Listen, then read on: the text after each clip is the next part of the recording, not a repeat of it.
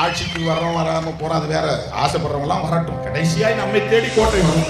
ஆசைப்படுகிறவங்கலாம் போட்டி போட்டுக்கிட்டு அங்க எப்படியாவது முந்தி அடிச்சுட்டு உள்ள போய் ஏறி முடியாதுன்னு நினைக்கிறார். ஆனால் நாம் தேடி போக வேண்டிய தேவையில்லை, போராடி கொண்டே களத்தில் இருப்போம்.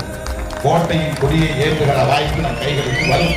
உலகங்கிறது ஒரு சைக்கிள், ஒரு சுழற்சி முறை, அது சுத்திக்கிட்டே இருக்கும். அதனால ஆண்டவரையும் ஆண்டு கொண்டு இருக்க வேண்டும் என்று எண்ணியிருந்தால் மன்னாதி மன்னர்கள் எல்லாம் இப்ப எங்க போயிருக்கிறார்? கோட்டை கட்டி வாழ்ந்தவர்கள் எல்லாம் எங்கே? அவன் பெத்த பிள்ளைகள் எல்லாம் இப்ப என்ன ஆட்சியா உட்கார்ந்து இருக்கிறான்? சொல்லுகிறான் நாங்கெல்லாம் அந்த பரம்பரை இந்த பரம்பரை.